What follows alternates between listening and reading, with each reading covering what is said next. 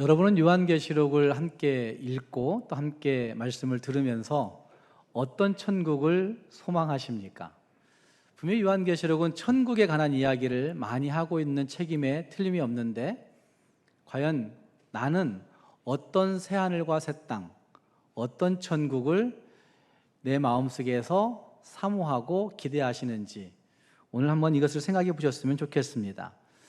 제가 그것을 생각하면서 그려보니까 성경하고 다른 것들을 나는 기대하고 살아왔구나라는 생각을 제 스스로 했습니다. 이런 그림을 우리는 기대할 때 많습니다. 한번 보십시오.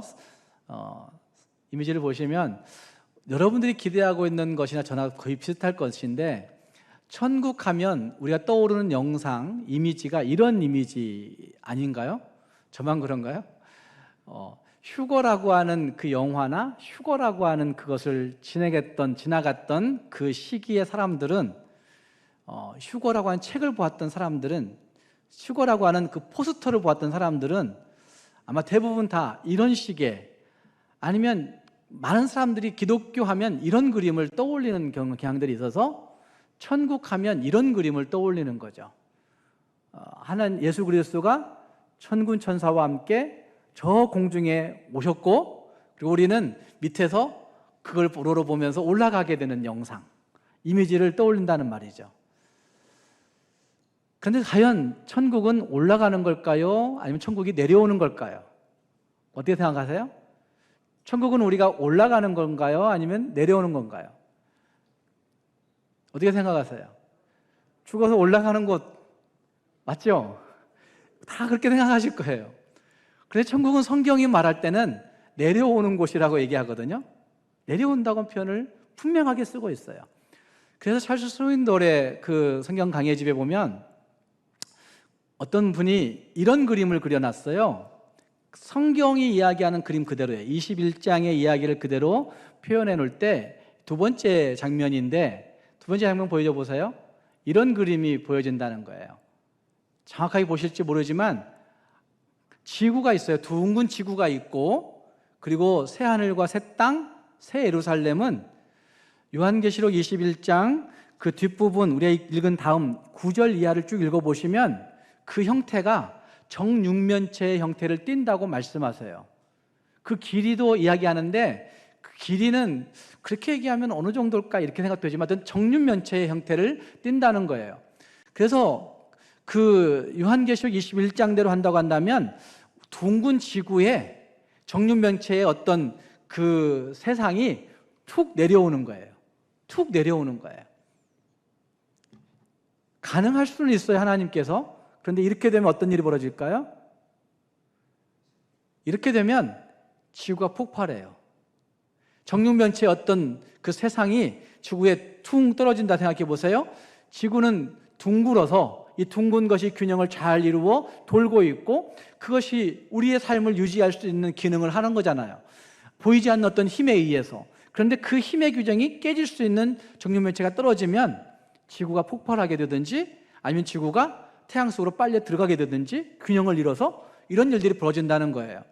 그래서 이것도 괴짜적인 그림일 수 있지만, 그러나 요한계시록 21장을 읽어보면 정육면체의 어떤 새하늘과 새 땅이 내려온다고 말씀하고 있는 것은 볼 수가 있습니다. 여러분은 어떤 새로운 세상을, 어떤 새로운 하늘을, 어떤 새로운 땅을 기대하고 천국을 소망하십니까? 요즘 세상 속에서 이런 얘기를 합니다. 지금 새로운 세상이 왔어, 이렇게 얘기합니다. 그 새로운 세상의 이야기 중에 한 가지는 유튜브가 있다고 이야기합니다. 유튜브가 제국이라고 얘기합니다. 유튜브 제국의 탄생, 이런 용어를 씁니다.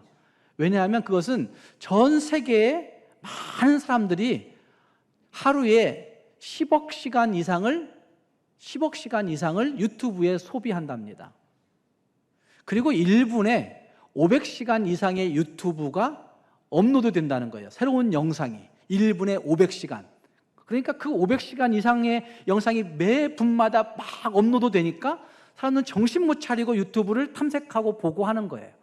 유튜브에서 음식 조리하는 법을 배우고, 유튜브에서 살아갈 방식을 느끼게 되고, 유튜브에서 내가 살아갈 지식을 알게 되고, 유튜브에서 내가 얻고자 하는 정보를 얻게 되고, 유튜브에서 삶의 스타일, 라이프 스타일을 갖추게 되고, 유튜브를 통해서 소비하는 방식도 알게 되고 접하게 되고, 유튜브를 통해서 지식도 얻을 뿐만 아니라 재능도 발휘하게 되고, 그래서 젊은 아이들 중에, 청년들 중에, 청소년들 중에 나 유튜버 될래요? 라고 이렇게 얘기하는 사람들이 많아지고 있는 세상. 그러나 유튜버 된다는 얘기는 참 미래가 암담하다 라고 얘기할 수 있는 그런 일들, 그들이 진짜 돈 많이 벌 수 있는 유튜버는 안 되는 건데도 불구하고 하는 거니까. 그래서 이런 세상의 모습들을 가지고 어떤 사람들은 이제는 유튜브 제국이 탄생했다 이렇게 얘기하는 사람들도 있습니다. 여러분들이 꿈꾸는 세상이 유튜브 제국입니까? 유튜브 비즈니스라고 얘기하고, 유튜브 테크놀로지라고 얘기하고, 유튜브로 재능을 발휘할 수 있다고 얘기하고, 유튜브로 모든 걸 할 수 있을 것 같은 희망을 이야기하는 세상이 되어 있는, 그런데 유튜브에는 좋은 것만 있는 건 아니잖아요. 유튜브 제국 탄생이라고 한 책에 보면 거기에 거짓 정보가 판치는 일들을 잘 소개해주고 있어요. 거기에 사기꾼들이 많아지고 있는 모습들을 소개해주고 있어요. 뿐만 아니라 거기에는 극단적인 정치관을 심음으로 말미암아 사람들을 충동시키는 일들이 유튜브에 있다는 거예요. 뿐만 아니라 사회관도 긍정적인 사회관을 심는 것이 아니라 매우 그릇된 사회관들을 그곳에 많이 실어놓아서 사람들이 그릇된 사회관이 와, 이게 좋은 사회야 라고 생각하게 만드는 일들이 벌어지고 있고, 문화적인 어떤 소비나 문화적인 즐거움을 누리는 것들도 유튜브를 통해서 볼 때에는 이런 문화를 즐겨야 돼 라고 얘기하지만 그것은 악한 문화, 사탄을 추종하는 문화라고 얘기할 수밖에 없는 일들이 허다하게 퍼져 있는 세상이 유튜브 세상이죠. 종교관도 마찬가지죠. 얼마 전에는 이슬람이 그 유튜브를 장악하려고 엄청난 영상을 띄워 올림으로 말미암아 많은 사람들이 그래, 극렬 이슬람주의자들도 괜찮아 라고 생각하고, 그래서 많은 젊은 청년들이 IS를 추종하겠다 해서 전 세계에서 IS로 추종하는 청년들이 가는, 한국에서도 가는 일들이 벌어지는 일들은 유튜브를 통해서 이루어진 것들이었던 거죠. 유튜브 세상이 좋은 세상일까요? 새로운 세상일까요? 아니면 여러분들이 생각하는 대로 AI가 지배하는 세상, 유전자의 변형이 와서 내가 정말 100세 이상, 120세, 130세 사는 세상? 아니면 의학적인 발전이나 문화적인 발전을 통해서 내 삶에 진짜 세상적인 만족과 평안을 주는 세상? 이것이 진짜 여러분들이 꿈꾸는 새 하늘과 새 땅이십니까? 한번 생각해 볼 수 있기를 바랍니다. 성경은 우리에게 그 새 하늘과 새 땅, 천국이 우리가 올라가는 것이 아니라, 우리가 찬송 부를 때 공중에서 주를 반겨 맞으리 이렇게 찬송하고 있지만 그거는 반틈 맞고 반쯤 틀리는 거예요. 성경을 볼 때 성경은 천국이 내려온다고 얘기하는데 우리가 어떻게 올라가요? 그건 그냥 이런 휴거 같은 그런 이미지로 영상의 이미지를 가지고 작사해 놓은 찬송일 수 있는 것 아닌가? 반틈 맞고 반틈 틀려요. 그래서 그러나 어쨌든 간에 성경은 분명 우리에게 천국이 내려온다고 말씀하신 말씀을 오늘 다시 생각해 보시면서 과연 나는 그 천국의 주인공이 누구인가? 나는 새하늘과 새 땅의 주인공이 될 수 있는가 하는 것들을 다시 확신해 볼 수 있는 우리 모두가 될 수 있기를 주님의 이름으로 축복합니다. 함께 읽은 말씀에는 주 예수님을 믿고 주 예수님을 알고 주 예수님을 사랑하는 자들에게 새하늘과 새 땅이 분명하게 내려오고, 그 새하늘과 새 땅 천국이 우리의 진짜 미래의 희망이라고 하는 사실을 성경은 우리에게 말씀하고 있습니다. 21장 1절 말씀에 이렇게 시작합니다. 또 내가 새 하늘과 새 땅을 보니 라고 말씀하고 있습니다. 우리는 이 구절을 읽으면서 새 하늘과 새 땅은 시간의 순서상 뒤에 오는 새로운 것이다 이렇게 생각하는, 시간 순서상 새로운 것 이렇게 생각하는 아마 마음을 갖게 될 겁니다. 또 어떤 사람들은 개정된 어떤 무엇, 이전의 것이 있었는데 그걸 다시 수정해가지고 개정판을 내는 것과 같은 개정된 어떤 무엇, 아니면 새롭게 편집된 어떤 무엇, 이렇게 생각하는 사람들도 분명히 있을 것입니다. 그러나 개정된 것이라고 한다면, 재편집한 것이라고 한다면 그것은 진짜 새롭게 리메이크된, 완전히 새롭게 변형된 리메이크라고 얘기하는 것이 훨씬 더 나은 단어라고 할 수가 있을 것입니다. 그러나 헬라어의 새라고 번역된 카이노스라고 한 단어는 이런 의미를 갖고 있습니다. 보통과 다르다라는 뜻을 갖고 있습니다. 감동적인 것이다, 이런 뜻을 갖고 있습니다. 옛 것보다는 훨씬 더 나은, 이런 뜻을 갖고 있습니다. 가치나 매력에 있어서 더 우월한, 이런 뜻을 갖고 있습니다. 그러니까 그 카이노스라고 한 단어로 생각할 때 이 새라고 한 단어는 아마 이전의 것들보다는 훨씬 더 다른, 옛 것과는 훨씬 더 다른 모습인 것이고, 그 가치나 매력이나 느낌이나 할 것 없이 그 모든 것에서 이전 것들보다 훨씬 더 우월한, 비교할 수 없는 가치가 거기에 있는, 비교할 수 없는 매력이 있는, 비교할 수 없는 그 모든 것이 있는, 그것이 새 하늘, 새 땅이라고 말할 수가 있다는 말입니다.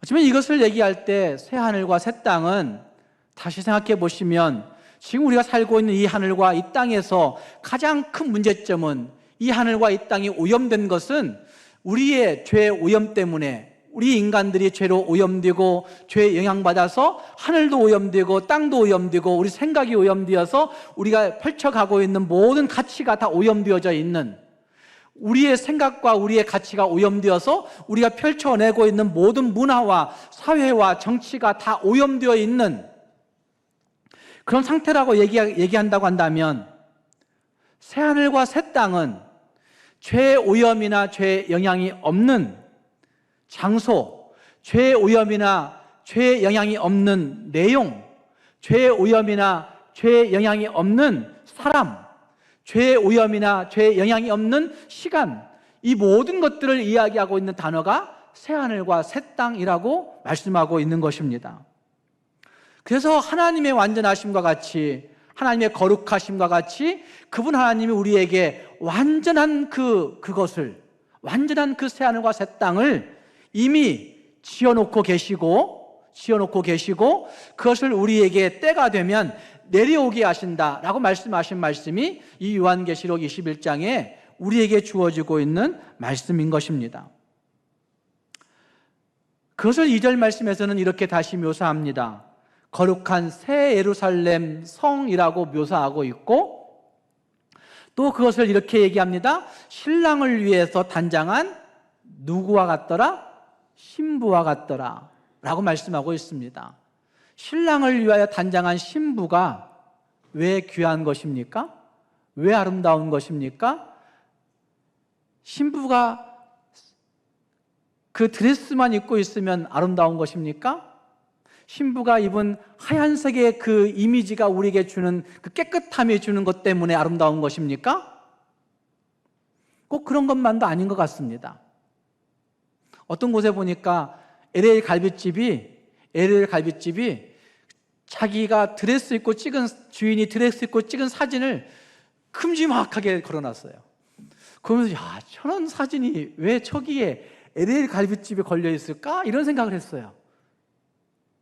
순수해 보이지 않고, 순결해 보이지 않고, 멋있어 보이지 않고, 아름다워 보이지 않아요. 신랑을 위해서 단장한 신부와 같은 천국이라고 한다고 한다면 아마 그것은 순결함 때문에, 외모적인, 이미지적인 순결함뿐만 아니라 그 내면이 가지고 있는 준비성에서 오는 순수함과 순결함 때문에 찬란하게 빛나는 것이고, 영광스럽게 보여지는 것이고, 진짜 우아하게 보여지는 것이고, 사랑스럽게 보여지는 것이고, 아름답게 보여지는 그것, 바로 이것을 신랑을 위해서 단장한 신부라고 하는 표현으로 천국을 이야기하고 있는 모습이라 할 수가 있다는 말입니다. 여러분, 이런 멋진 도시에서 살고 싶지 않습니까? 하나님께서 우리를 그렇게 잘 단장된 곳으로 인도하신다고 말씀하시는 그 새하늘과 새 땅, 정말 하나님께서 가장 아름답게 지어 놓으셨기 때문에 찬란한 영광이 있고 우아한 모습이 있고 아름다운 모습이 있고 사랑스러운 모습이 있고 순결한 모습이 있고 거룩한 모습이 있고 순수한 모습이 있는 그 멋진 도시 새하늘과 새 땅이 우리에게 내려온다고 말씀하고 있습니다. 이런 멋진 도시에 대해서 얘기하면서 성경은 이렇게 얘기합니다. 사도행전 7장 48절 말씀에서는 스데반이 설교하면서 그 천국에 관한 이야기를 이런 표현으로 말합니다. 그러나 지극히 높으신 이는 손으로 지은 곳에 계시지 아니하시나니, 손으로 지은 곳에 계시지 아니하시는 그 지극히 높으신 하나님, 그분 예수 그리스도를 소개하고 있는데 손으로 짓지 아니한이라는 표현을 강조하고 있습니다. 히브리서 9장 11절 말씀에서도 그렇게 말씀합니다.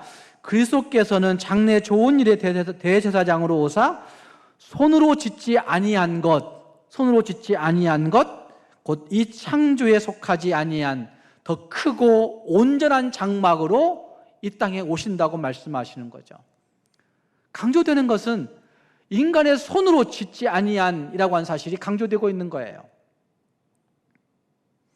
어쩌면 크고 온전한 장막을 정말 하나님께서 예비하신 새하늘과 새 땅을 얘기할 때 인간의 손으로 짓지 아니한이라고 한 사실을 말씀하고 있습니다. 하나님의 처소이자 의인들이 사모하고 의인들이 기대하고 의인들이 가게 되는 그 천국을 이야기할 때 그것은 우리의 손으로 짓지 아니한, 우리의 것으로 만들지 아니한 새 예루살렘 성이라고 말씀하고 있습니다. 말씀으로 지어져 하나님께로부터, 하늘로부터 직접 내려온다고 하는 표현을 오늘 말씀은 거듭 이야기하고 있습니다. 그리고 그 천국의 모습은 없는 것이 13가지라고 말씀하는 말씀이 그 1절 말씀부터 8절 말씀까지에 등장합니다. 맨 처음에는 처음 하늘과 땅이 없어졌다 말씀하세요. 이 말씀은 새 하늘과 새 땅이 내려오기 때문에 처음 하늘과 땅이 있어야 될 이유가 없는 거죠. 새 하늘과 새 땅이 그것들을 바꿔버리니까 없다는 것입니다. 그리고 그 다음에는 바다도 없다고 얘기합니다. 바다도 다시 있지 아니하더라 라고 말씀해요. 이렇게 들으면 인간에게 꼭 필수적인 것이 필요한데, 인간에게 필수적으로 필요한 것은 바다도 들어갑니다. 바다도. 우리가 지금 이 땅의 기온과 기후를 누리고 살고 있는데 그 기후의 주기가 잘 유지되려고 한다면 무엇이 역할을 잘해야 돼요? 바다가 그 역할을 잘해야 돼요. 바다가 태양의 온도를 식혀줘야 되고, 또 바다가 생명체들을 살 수 있는 공간에 그 습도를 맞춰줘야 되고, 이런 것들이 있어야 되는 거예요. 그래서 바다가 필수적인 필요 요건이에요, 인간의 생활에. 그런데 그 바다가 필요 없다고 말씀하시는 거예요. 바다가 없다고 한다면 대기권과 생태계는 완전히 죽음의 세계가 된다고 이야기합니다. 그리고 또한 바다는, 우리가 생각하는 바다는 좋은 휴양지이기도 합니다. 그래서 전 세계적으로 바다를 끼고 있는 좋은 도시들이 휴양지가 되고, 한국에서도 바다를 낀 큰 도시들이 부동산이 올라가고 돈이 되는 일들도 볼 수가 있습니다. 그래서 바다는 분명 이 지구상에 살고 있는 모든 사람들이 좋아하는 장소입니다. 휴양하기에 좋은 장소, 돈 벌기 좋은 장소. 그런데 생각해 보시면 고대 세계의 바다는 꼭 좋은 곳만은 아니었습니다. 고대 세계 사람들이 생각하는 바다는 위험한 곳, 신비로운 곳, 무서운 곳, 두려운 곳, 그곳이 바다였습니다.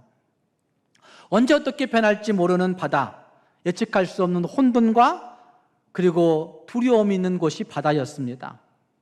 그리고 또한 오늘 요한계시록이 말씀하고 있는 바다의 모습 가운데는 온갖 우주적인 악의 기원이 바다로부터 나오는 것들을 묘사하고 있는 것을 볼 때, 바다는 이 세상에 있을 법한 혼돈과 재앙과 무질서와 파멸을 이야기하고 있는 곳이 바다라고 얘기할 수가 있는 거죠.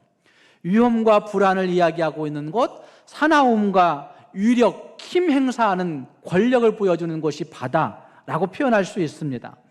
그래서 이 바다가 없어진다, 바다가 다시 있지 아니하다 하는 말씀은 천국, 새로운 세상, 새 하늘과 새 땅의 질서는 지금 이 땅에서 얻어지는 질서와는 완전히 다른 것이 되어진다고 하는 사실을 보여주고 있는 말씀이 바다가 다시 있지 아니하더라 라는 말씀으로 말하고 있는 것입니다. 21세기를 살고 있는 지금 우리들은 이 구절이 크게 와닿지 않을 수 있지만 1세기를 살고 있던 요한계시록의 1차적 독자인 그들에게는 이것이 진짜 마음에 깊이 다가왔을 것입니다. 왜냐하면 바다라고 하는 것을 그들은 두려워했기 때문에, 또 바다로부터 되어지는 많은 사나움과 위력들이 그들에게 있었기 때문에 그들은 바다도 없어지는구나 라고 하는 구절들을 읽으면서, 이 구절들을 읽으면서 환호했을 것입니다. 정말 이런 세상이 온다고? 라고 환호했을 것입니다. 그리고 그 다음 말씀들을 보면 계속해서 눈물이 없다, 사망이 없다, 애통이 없다, 곡함이 없다, 아픔이 없다, 목마름이 다시 있지 아니하다, 모든 악이 없다, 성전도 없다. 성전도 없다는 얘기는 성전 되신 예수 그리스도가 그곳에 계시기 때문에 성전이 있을 필요가 없는 거예요. 밤이 없다, 닫힌 문이 없다, 저주가 없다, 이런 말씀으로 말씀하고 있는 것을 볼 수 있습니다. 결국 요한계시록의 결말은 이 세상에서 우리가 손에 잡고 눈에 보여지고 느끼고 행하는 그 모든 것의 형태가 아닌 새로운 것이 내려오고 있다는 사실을 말씀하고 있는 것이라 할 수 있습니다. 그리고 22장 1절 말씀과 3절 말씀에서는 그곳에 하나님의 보좌가 그 가운데 거하신다 말씀하시면서 정말 만물을 새롭게 하노라 라고 말씀하신 하나님의 슬로건이 하나님의 것으로, 하나님의 주권으로, 하나님의 말씀으로, 하나님으로부터 온전하게 이루어지는 것을 21장과 22장은 우리에게 말해주고 있는 것입니다. 하나님이 새롭게 하시는 그 새하늘과 새 땅은 생명이 풍성한 장소일 것입니다. 하나님이 새롭게 우리에게 주시는 새하늘과 새 땅은 진짜 회복과 치유가 있는 장소일 것입니다. 하나님이 우리에게 주시는 새하늘과 새 땅은 정말 희망과 소망이 있는 도시일 것입니다. 하나님이 우리에게 예비해 주시고 내려오게 하시는 그 새하늘과 새 땅은 정말 우리의 모든 것들이 그로 말미암아, 그 하나님으로 말미암아 진짜 즐거워하고 기뻐하고 찬송할 수 있는 정말 아름다운 곳이라 말할 수가 있는 것입니다. 사랑하는 여러분, 이 새하늘과 새 땅을 진짜 소망하며 살아갈 수 있는 저와 여러분이 될 수 있기를 바랍니다. 그리고 오늘 함께 읽은 말씀에 이 천국을 이야기할 때 천국의 두 가지를 중요하게 이야기합니다. 천국에는 약속이 있습니다. 여러분 어떤 약속을 기대하십니까? 천국 가면 하나님이 나에게 보장해 주실 약속, 여러분이 진짜 하나님 내 마음 좀 갚아주세요 라고 얘기하는 그 약속, 여러분 무엇이라고 생각하십니까? 하지만 요한계시록 2장과 3장에서 7교회를 향해서 말씀하신 하나님의 말씀 가운데 그 7교회를 향하여 주셨던 약속들이 있습니다. 영생을 약속하시고 승리한 자들에게 생명을 약속하시고, 그리고 영원한 벌로부터 해방되는 자유함도 약속하시고, 그리고 그들을 인정해 주시고 돌보시고 공급하신다는 약속도 주시고, 그리고 하나님 예수 그리스도의 권위에 참여하게 하신다는 약속도 주시고, 그리고 하나님의 임재 안에 있는 영원한 삶을 약속해 주신 약속들도 거기에 있는 것들을 볼 수가 있습니다. 그런데 저는 그런 약속들보다 더 좋은 약속이 세 가지로 요약된다고 할 수 있습니다. 함께 읽은 말씀 요한계시록 21장 3절 말씀에 그 세 가지의 약속이 거기 등장합니다. 21장 3절 말씀을 한번 보십시오. 다시 한번 3절 말씀을 읽겠습니다. 내가 들으니 보좌에서 큰 음성이 나서 이르되 보라, 하나님의 장막에 사람들과 함께 있음에 하나님이 그들과 함께 계시리니. 첫 번째 약속, 함께 계시는 거예요. 하나님이 나와 함께 계신다라고 한 약속, 첫 번째 약속이고, 두 번째 약속, 그들은 하나님의 백성이 되고 하나님은 친히 그들과 함께 계신다. 이게 두 가지 약속이 거기 나타나고 있습니다. 함께 계신다, 그리고 그들은 하나님의 백성이 된다.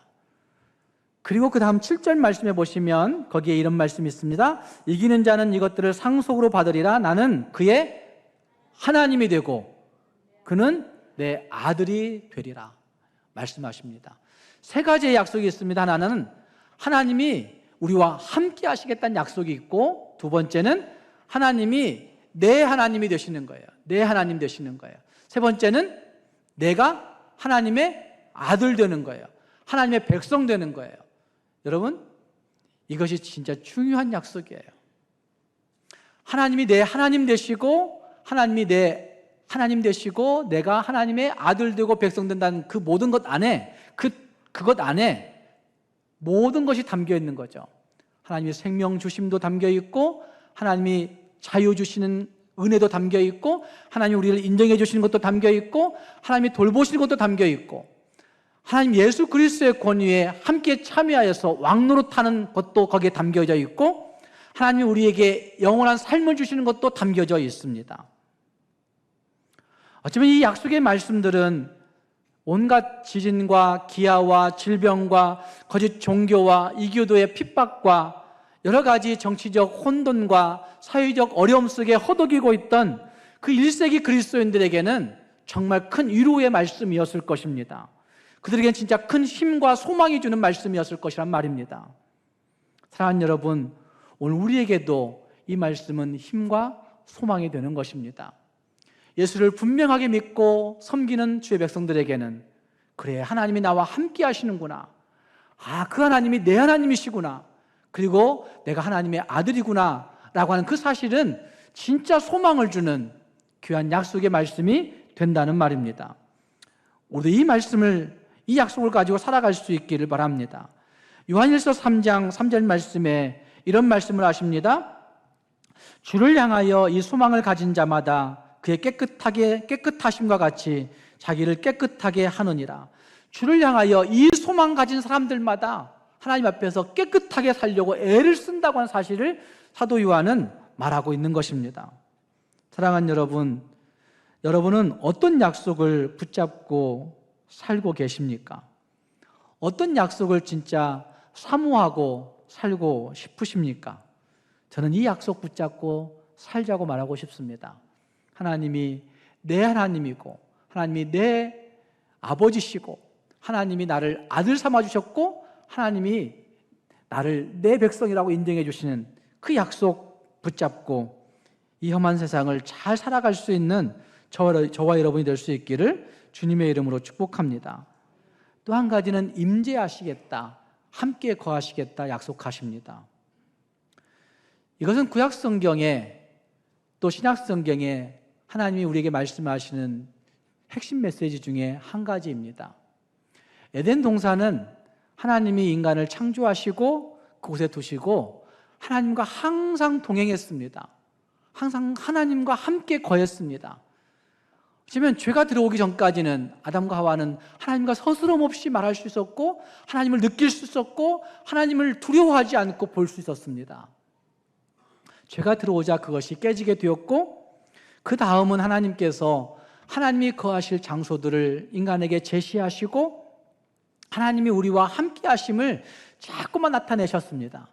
그것이 구약성경의 성막을 통해서 하나님이 거하시기를 원하셨고, 나중에 다시 성전을 통해서 우리 인간과 함께 거하시기를 원하셨던 것을 볼 수가 있습니다.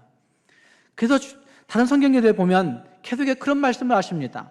나는 너희의 하나님이 되고 너희는 나의 백성이 되고 나는 너희 가운데 거하겠다. 이 말씀이 출애굽기에서, 레위기에서, 예레미야에서 계속해서 반복되어 나오는 겁니다. 나는 너희의 하나님이 되고 너희는 내 백성이 되고 나는 너희 가운데 거하겠다. 이렇게 말씀하신 말씀이 구약성경에는 시대를 거쳐가면서 계속해서 말씀하시는 핵심 메시지 가운데 있다는 말입니다. 그리고 신약성경에 오면 그분 예수 그리스도가 우리 가운데 장막을 치고 거하기 위해서 이 땅에 오신 예수라고 하는 사실을 요한복음 1장 14절 말씀은 우리에게 말씀하고 있습니다. 그분이 우리 안에 거하시기 위해서 오신 분, 그게 바로 예수 그리스도라고 하는 사실을 말씀하십니다. 그리고 예수님의 승천 이후에는 성령을 보내시사 성령이 각 신자들 안에 우리들 안에 거하심으로 말미암아 이로써 하나님은 하나님의 백성 가운데 거하신다고 하는 사실을 분명하게 나타내시는 그 모습을 볼 수가 있는 것입니다. 저와 여러분은 예수 그리스도를 믿음으로 고백하고 선포하고 믿는 순간에 이미 성령이 우리 안에 거하여 계시는 성전이 되었다고 성경은 우리에게 말씀하고 있는 것입니다. 요한계시록은 하나님의 임재가 지성소 또는 믿음을 영접했고 그리고 그들 고백하고 선포하는 성도들 가운데 머무셨던 것처럼, 머물러 있었던 것처럼 이제는 새하늘과 새 땅의 모습으로 하나님의 임재가 충만한 땅을 우리에게 내려주신다고 하는 사실을 말씀하고 있는 것입니다. 창조세계 전체가 지성소가 되기 때문에 성전이 따로 필요 없는 것이고 그곳에서 우리는 하나님을 깊이 교제하며 하나님과 기쁨, 진짜 영생복락을 누리게 되는 존재가 된다고 하는 사실을 말씀하고 있는 것입니다. 그래서 하나님의 임재하심 가운데 우리는 이 땅에 살아가는 것을 진짜 약속으로 부여잡고 살아가야 되는 것입니다. 지금은 비록 그것을 우리가 희미하게 볼 수밖에 없고 희미하게 느낄 수밖에 없고 그것이 느껴지지 않음으로 말미암아 애타하며 기도하고 통곡할 때가 있긴 하지만 그러나 그때가 되면 새하늘과 새 땅이 우리에게 내려옴으로 말미암아 실제가 된 하나님의 임재를 분명하게 느낄 수 있다는 사실들을 약속으로 기대하면서 그 하나님을 바라보고 살아가야 된다는 말입니다. 사랑하는 성도 여러분, 우리는 어떤 약속을 기대하고 이 땅을 살고 계십니까? 요한계시록을 이제는 마무리해야 될 때가 됐는데 여러분은 요한계시록을 통해서 어떤 말씀을 듣고 어떤 말씀을 마음에 새기고 계십니까? 아니, 요한계시록이 여러분에게 주어지는 가장 큰 목적은 여러분 뭐라고 여러분 생각하십니까? 세상에 되어지는 많은 일들이 언젠가 심판받아 그러니까 너희 겁먹고 살아 이걸 위해 주어진 것은 아닐 겁니다. 그것보다는 천국에 가고 싶은 마음이 생길 수 있도록 하나님이 새하늘과 새 땅을 소개하고 있는 거라고 저는 생각합니다. 천국이 내 목적이었구나. 내 삶의 유일한 목적, 그 새하늘과 새 땅을 들어가는 것이구나. 난 사실을 보여주기 위해서 이 요한계시록을 말씀하고 있다고 저는 생각합니다. 우리 모두가 요한계시록을 다시 읽고 또 생각날 때마다 교회 유튜브 통해서 교회 홈페이지 통해서 들으시면서 장차 도래할 지금 오고 있는 새하늘과 새 땅에 대해서 다시 새기고 간직할 수 있는 여러분들이 꼭 될 수 있기를 바랍니다. C.S. 루이스는 이런 이야기를 했습니다. 잘 들어보십시오. 인류 역사를 뒤돌아보면 현세에서 가장 많은 일을 한 그리스도인들이 바로 내세를 가장 많이 생각한 사람들이었다라고 얘기했습니다. 현세에서 예수 이름으로 정말 좋은 일, 선한 일, 아름다운 일 진짜 많이 한 사람들이 누구냐? 그 마음 가운데 내세에 대한 생각을 가득가득 안고 살아간 사람이 진짜 좋은 일, 진짜 선한 일, 하나님이 기뻐하시는 아름다운 일 많이 한 사람이었더라. C.S. 루이스가 그렇게 얘기해요. 그러면서 이렇게 얘기합니다. 대다수 그리스도인들이 내세에 관한 생각을 멈추는 바람에 내세에 대한 생각을 멈추는 바람에 현세에서 매우 무기력해졌다라고 얘기합니다. 여러분의 삶은 무기력하지 않습니까? 예수 믿는데도 불구하고 허무하지 않습니까? 예수 믿는데도 불구하고 내 삶이 만족스럽지 않지 않습니까?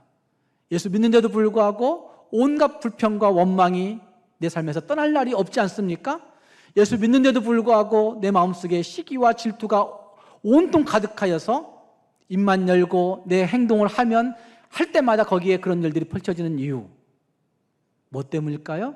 내세에 대한 소망이 없기 때문에, 천국에 대한 소망이 없기 때문에 그렇게 사는 거예요. 천국의 소망이 분명하면 그렇게 살 수가 없는 거죠. 천국이 오고 있는데 어떻게 그렇게 살아요? 사랑하는 여러분, C.S. 루이스가 이야기하고 있는 그 말을 다시 한번 잘 곱씹어 볼 수 있기를 바랍니다. 내세에 관한 생각이 멈추는 순간 내 삶은 무기력해졌고, 내세에 관한 생각이 멈추는 순간 내 삶은 허무해졌고, 내세에 대한 생각이 멈추는 순간 내 생각은 욕심덩어리로 가득 차게 되었다. 희망이 없는 겁니다. 사랑하는 성도 여러분, 생명이 있는 곳에 희망이 있다 말합니다. 그런데 역으로 생각해 보시면 소망이 있는 곳에 생명이 있는 거예요. 진짜 소망이 있는 곳에, 천국의 소망이 있는 곳에 생명 가득한 삶을 살아갈 수 있는 능력이 생기게 된다는 말입니다. 우리 모두가 이 말씀을 늘 기억하면서 새하늘과 새 땅이 나를 위해 준비되어져 하나님이 언젠가 반드시 하늘로부터, 하나님께로부터 내려온다고 한 사실을 기억하면서 내세에 대한 소망 가득 안고 이 땅을 더 능력 있게 살아갈 수 있는 저와 여러분이 될 수 있기를 주님의 이름으로 축복합니다. 기도하겠습니다.